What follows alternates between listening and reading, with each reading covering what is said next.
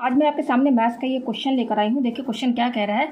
The minute hand of a clock is 7 centimetre long. How do you calculate the distance covered and displacement of minute hands of the clock from 3 PM to 3:45 PM। यहाँ पे ये कह रहा है कि clock है इसका कि जो मिनट हैंड है ना वो 7 सेंटीमीटर लॉन्ग है। मतलब कि उस क्लॉक का जो मिनट हैंड है उसकी जो लंबाई बता रहा है ना वो 7 सेंटीमीटर लॉन्ग है। ठीक है, अभी हमें यहाँ पे क्या बताना है कि ये मिनट हैंड जो है जब 3 PM से 3:45 PM तक जाएगा तब ये मिनट हैंड कितना डिस्टेंस कवर्ड करेगा और क्या डिस्प्लेसमेंट होगा ये हमें कैलकुलेट करना है। ठीक है, अगर इसको डायग्राम से समझा जाए तो सबसे पहले हम एक क्लॉक बनाते हैं। ठीक है ना, मान लीजिए कि ये क्लॉक हो गया हमारा। ठीक है, यहाँ पे 12 रहता है और यहाँ पे 6, यहाँ पे आप 3 लिखिए, यहाँ पे 9 लिखिए। ठीक है, और यहाँ 1 और ये 2, ये हो गया 4 और ये हो गया 5, ये हो गया 7, ये 8, ये 10 और ये 11। ठीक है, तो क्लॉक में क्या होता है मैं यहाँ पे आपको शॉर्ट में बता दूँ। ठीक है ना, कि जो आवर एंड होता है उसका जो लंबाई होता है वो छोटा रहता है। ठीक है ना, मतलब इसकी लेंथ जो है आवर एंड की कम रहती है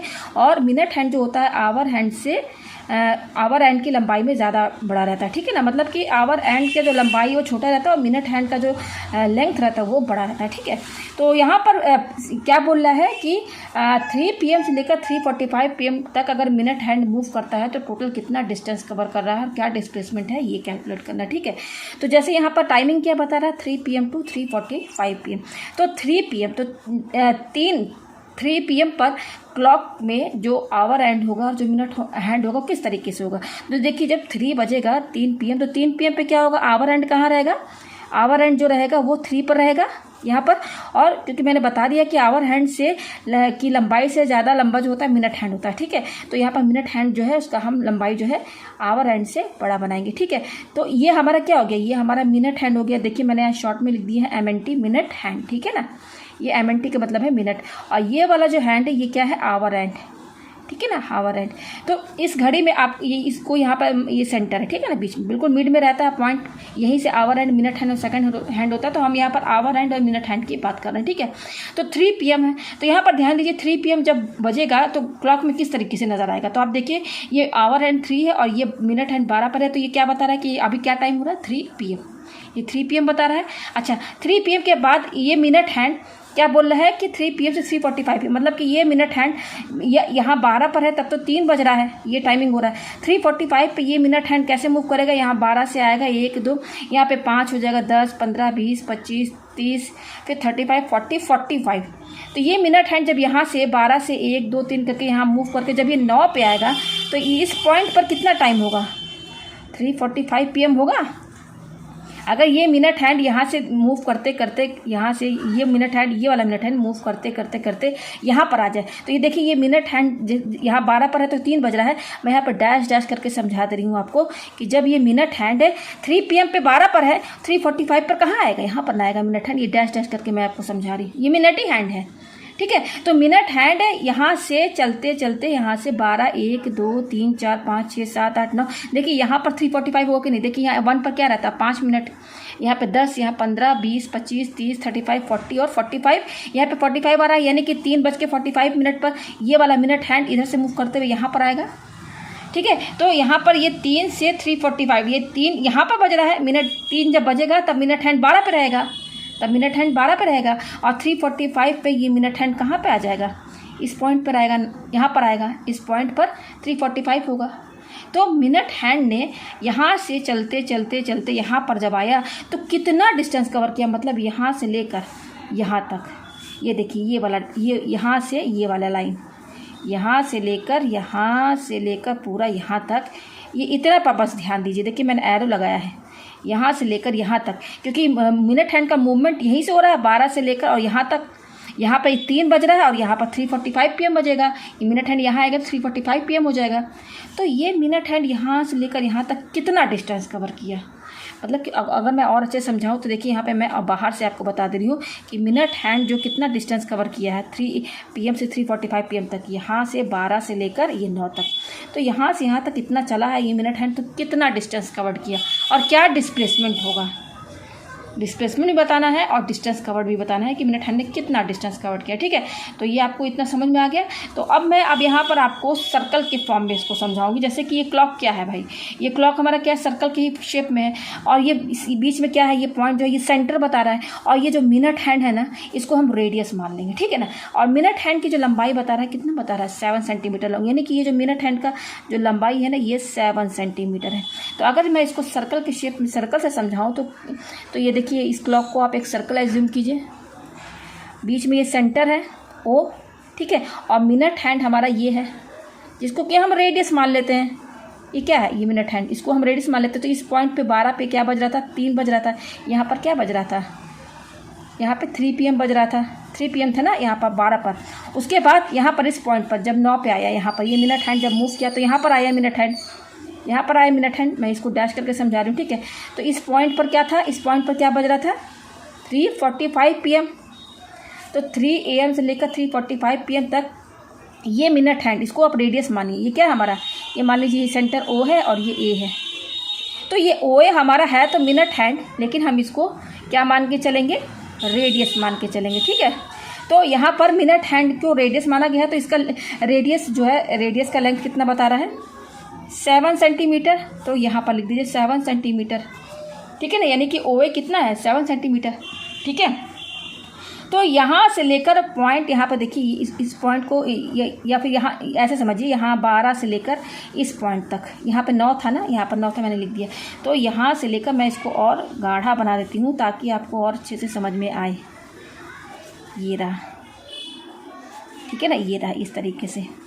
तो ये जो इतना जो डार्क नज़र आ रहा है ना, डार्क ब्लू, यही बताना है कि यहाँ से लेकर यहाँ तक मिनट हैंड मूव कर रहा है तो कितना डिस्टेंस कवर किया, ये हमें यहाँ पर बताना है। ठीक है, तो ये आपको समझ में आ गया, मैंने सर्कल के फॉर्म में समझाया है। अब मैं एक और चीज़ आपको समझा दूँ, आपने सर्कल पढ़ा होगा।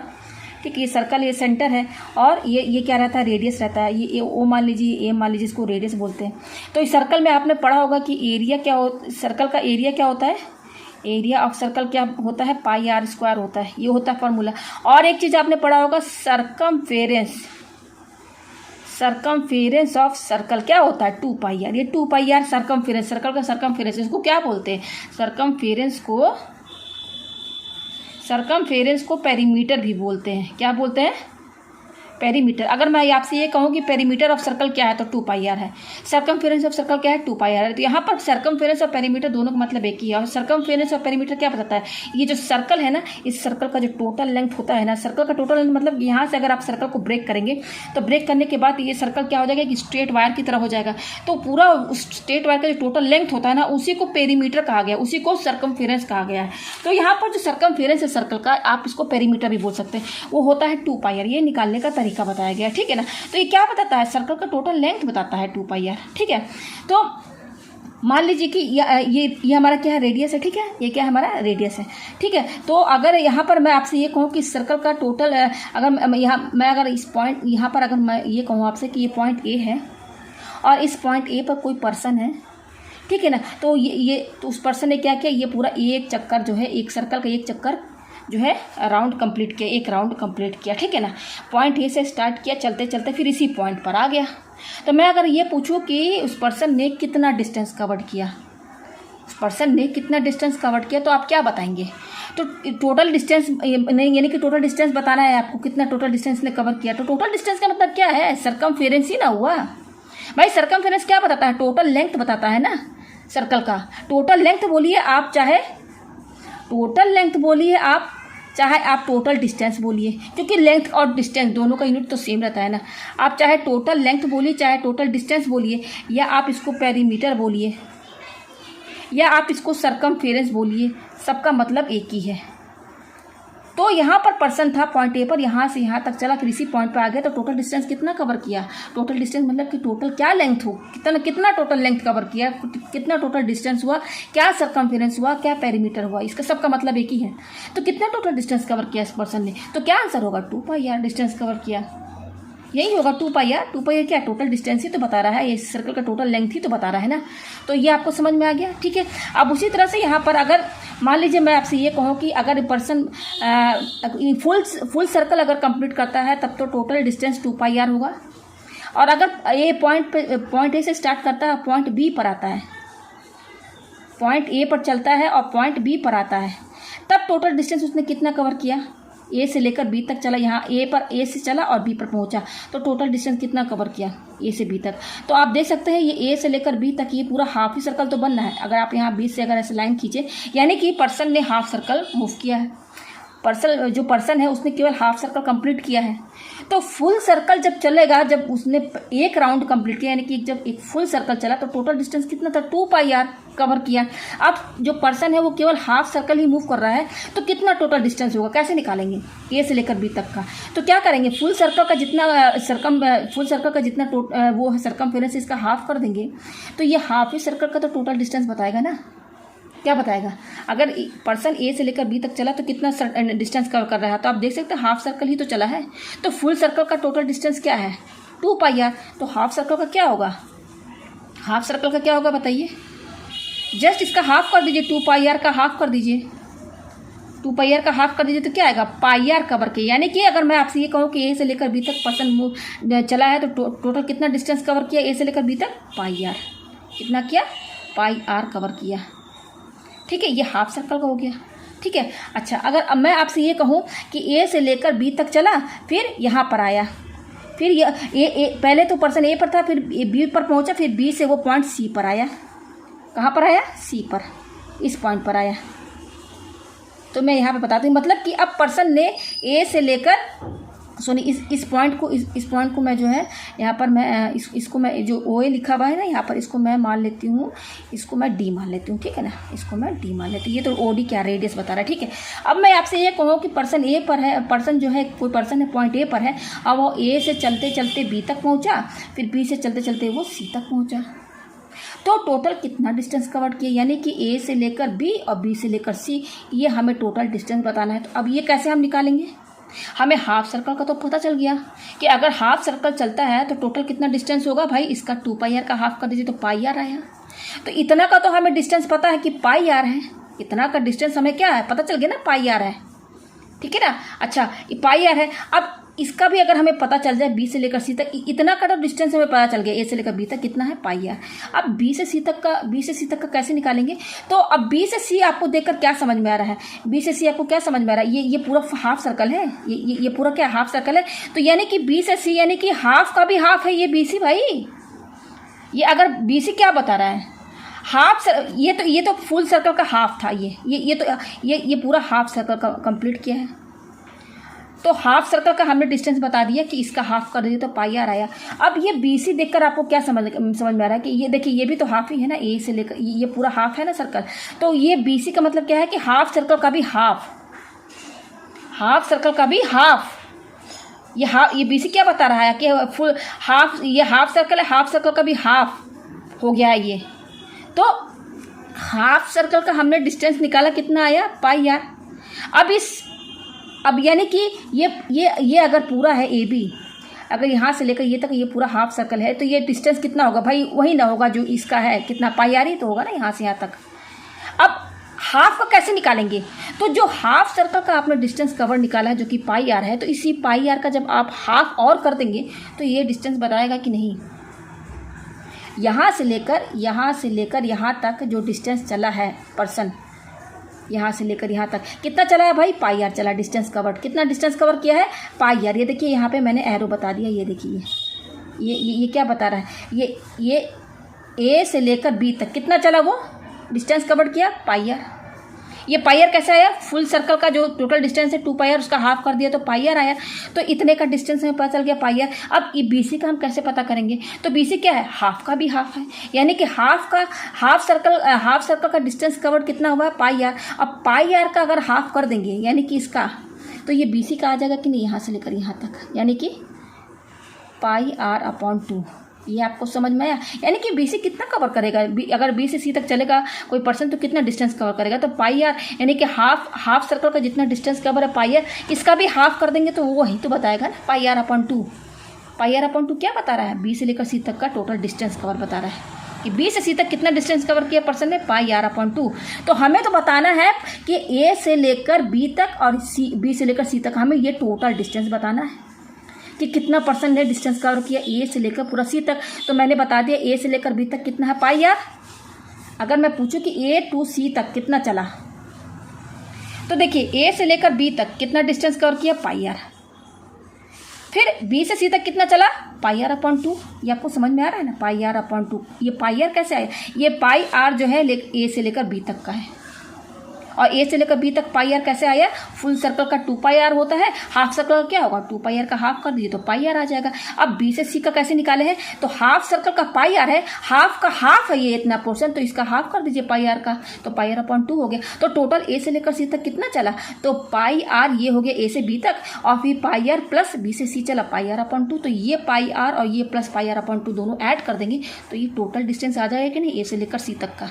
तो ये होगा टोटल डिस्टेंस कवर्ड, कितना हुआ, pi r plus pi r upon 2। अब इसको सॉल्व कीजिए, एलसीएम ले लीजिए, इसको पाई आर अपॉन 1 कर लीजिए, ठीक है ना। पाई आर अपॉन 1 तो एलसीएम लेंगे तो क्या आएगा, 2 आएगा।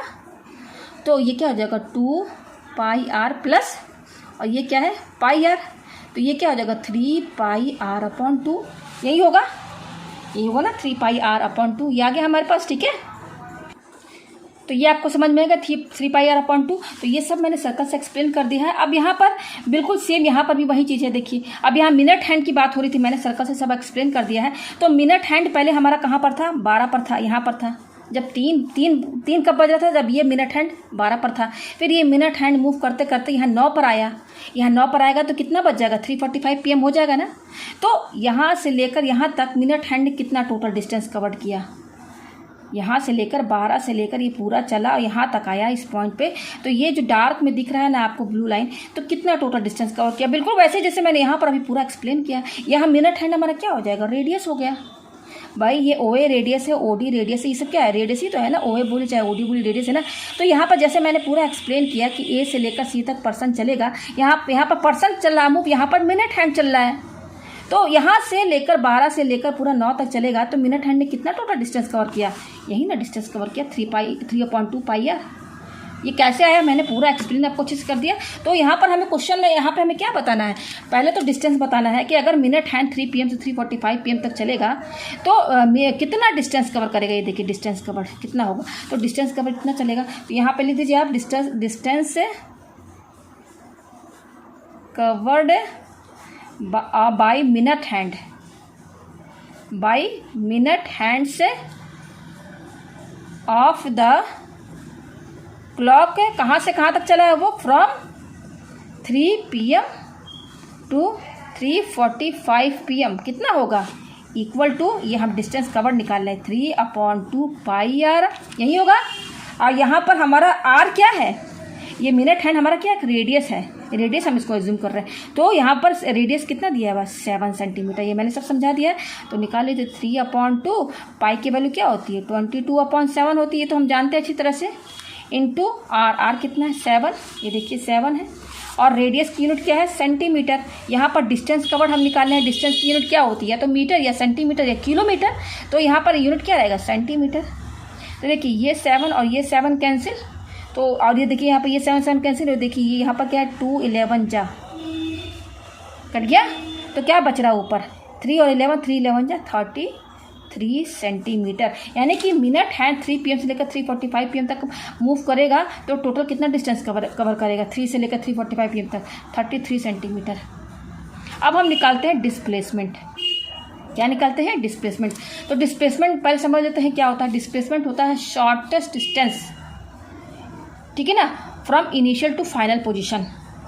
मतलब कि यहाँ पर शॉर्ट डिस्प्लेसमेंट अगर आपको एक्सप्लेन करना है तो मैं आपको समझा दूँ। यहाँ पर मान लीजिए ये सर्कल है, ठीक है, पॉइंट ए पर कोई पर्सन है। मान लीजिए इस सर्कल का मतलब कोई पार्क है जो कि सर्कल शेप का है, ठीक है। अगर कोई पर्सन ए से लेकर चल रहा है, ए पॉइंट पे चलना स्टार्ट किया, यहाँ से चलते चलते फिर इसी पॉइंट पे आ गया, इसी पॉइंट ए पर आ गया, तो मैं आपसे ये पूछूं कि डिस्प्लेसमेंट कितना हुआ। तो डिस्प्लेसमेंट निकालने का क्या तरीका है कि आप इनिशियली ये इनिशियल और फाइनल पोजीशन ये पता कीजिए। तो इनिशियली पर्सन कहाँ से चलना स्टार्ट किया था, यहीं से चलना स्टार्ट किया था, यही इसी पॉइंट से ए से चलना स्टार्ट किया था, तो ये इसकी इनिशियल पोजीशन हो गई, ठीक है। अच्छा, आपको डिस्प्लेसमेंट निकालना है तो आपको इनिशियल और फाइनल पोजीशन से ही मतलब रखना है बस। तो इनिशियली ए से पॉइंट ए से चला तो ये इनिशियल पोजीशन होगी, और चलते चलते फिर इसी पॉइंट पे आ गया, तो फाइनली कहाँ पहुंचा, इसी पॉइंट पे पहुंचा। तो यही इनिशियल पोजीशन है और यही फाइनल पोजीशन भी है, यही फाइनल पोजीशन भी है, तो यही इनिशियल भी है, यही फाइनल पोजीशन है, दोनों का पॉइंट एक ही है, तो डिस्प्लेसमेंट क्या होगा, 0 होगा। माइनस कर देना है, तो इनिशियल पोजीशन और फाइनल पोजीशन दोनों एक ही पॉइंट पर है, तो डिस्प्लेसमेंट क्या होगा, 0 होगा। ठीक है। अच्छा, अगर मैं आपसे ये कहूँ कि मान लीजिए कि अब मैं आपको दूसरा समझाऊं कि ये सर्कल है और ये पॉइंट ए है और ये क्या है, पॉइंट बी है। मतलब कि कोई पर्सन है, ए पॉइंट से चलना स्टार्ट किया और बी तक पहुंचा, तो हमको अब डिस्प्लेसमेंट बताना है क्या होगा। तो इनिशियली पर्सन कहाँ पर था, पॉइंट ए पर, तो ये इसकी इनिशियल पोजीशन हो गई ना, इनिशियल पोजीशन हो गई। अब फाइनली कहाँ पहुंचा, यहाँ पर, तो ये फाइनल पोजीशन हो गया।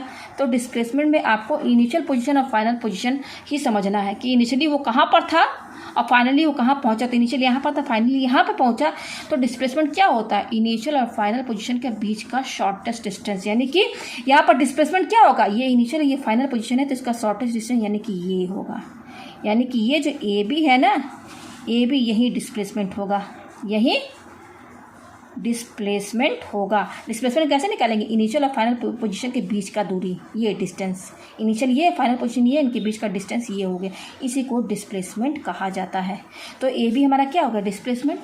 तो ये हमारा सर्कल है, तो डिस्प्लेसमेंट क्या होगा, ये भाई ये बीच में ये लाइन ए भी क्या बता रहा है, डायमीटर ही तो बता रहा है। तो डिस्प्लेसमेंट हमारा क्या हो गया, डी लिखिए आप यहाँ पर, डी का मतलब क्या है, डायमीटर, और डायमीटर किसके बराबर होता है, 2r के बराबर होता है। यानी कि डिस्प्लेसमेंट हमारा क्या हुआ, डिस्प्लेसमेंट हमारा हुआ 2r। ये होता तरीका डिस्प्लेसमेंट निकालने का।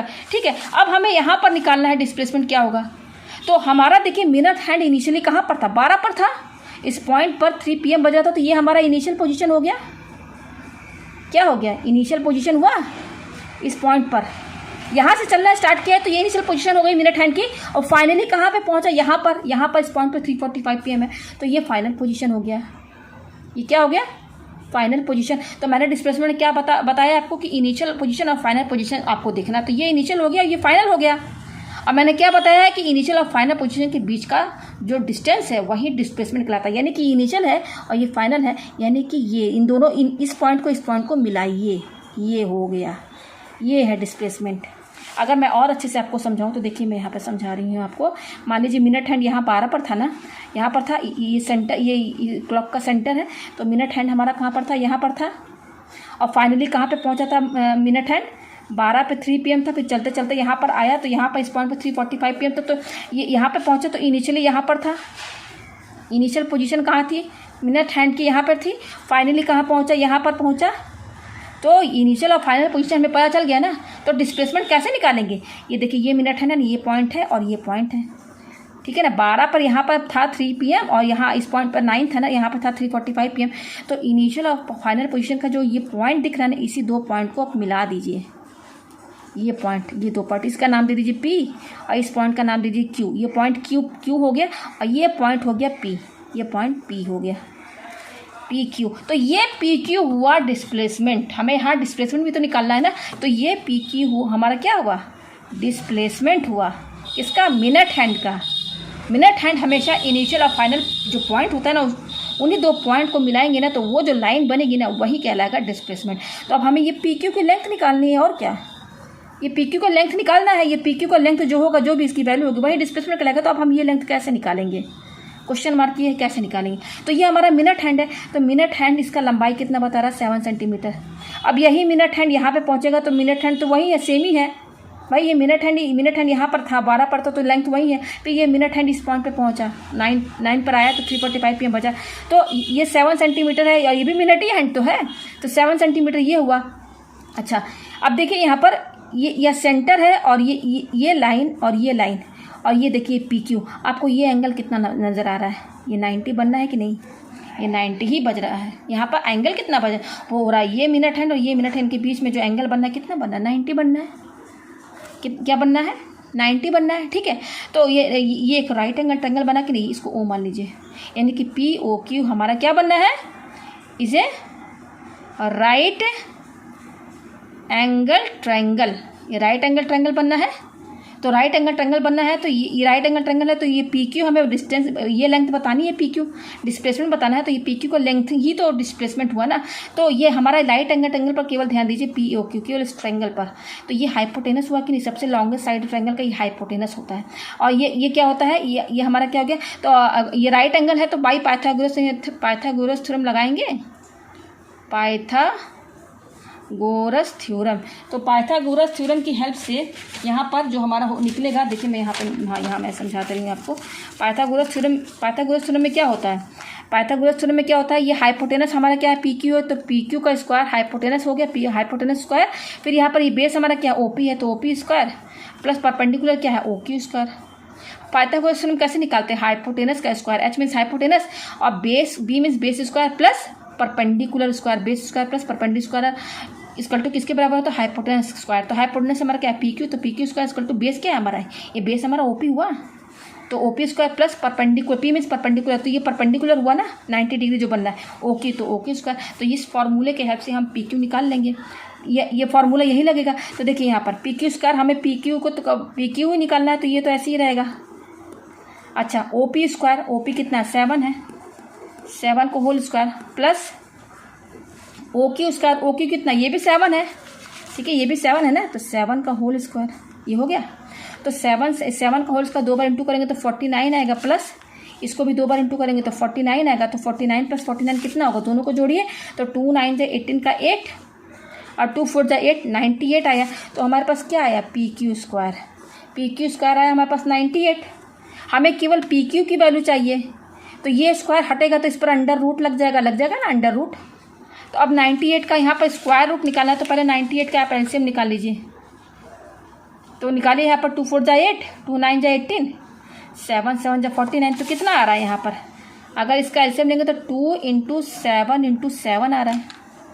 अब पी क्यू क्या है, डिस्प्लेसमेंट है, तो डिस्प्लेसमेंट की भी यूनिट क्या होगी, सेंटीमीटर ही होगी। डिस्प्लेसमेंट का मतलब क्या, लेंथ ही तो निकाल रहे हैं, ठीक है। तो अब ये 2 है, देखिए स्क्वायर यहाँ पर क्या पेयर बना, तो 7 बाहर आ जाएगा, और इसका पेयर नहीं बना तो ये अंदर ही रहेगा, ये सेंटीमीटर, ठीक है। तो 7 और रूट 2 की वैल्यू तो हम जानते ही हैं क्या होती है रूट 2 की वैल्यू, अरे रूट 2 की वैल्यू तो 1.414 होती है ना। तो पी क्यू, हम पी क्यू निकाल रहे हैं, तो 7 और ये रूट 2 है, तो रूट 2 का वैल्यू क्या होता है 1.414। तो यहाँ पर रूट 2 की वैल्यू यहाँ दीजिए 1.414 सेंटीमीटर। अब इंटू कर लीजिए, तो 7 यहाँ इंटू कीजिए, 7 4 28 का 8, 7 1 7 और 2 9, फिर 7 4 28 का 8, 7 7 8 9, 3 के बाद पॉइंट है, तो ये आ गया सेंटीमीटर। तो ये डिस्प्लेसमेंट हुआ। तो मिनट हैंड का जो टोटल डिस्टेंस आया वो 33 सेंटीमीटर, और डिस्प्लेसमेंट कितना हुआ, डिस्प्लेसमेंट मैंने यहाँ पे आपको निकाल के दिखा दिया, वो आया 9.898 सेंटीमीटर। तो ये क्वेश्चन मैंने बहुत अच्छे से एक्सप्लेन कर दिया। इस टाइप के क्वेश्चन आते हैं। अगर आपका ये क्वेश्चन समझ में आ जाता है, कॉन्सेप्ट क्लियर होता है, तो इस तरह के क्वेश्चन आएंगे तो आप इजीली सॉल्व कर लेंगे। जहाँ ना समझ में आए मुझे कमेंट करके ज़रूर बताएं।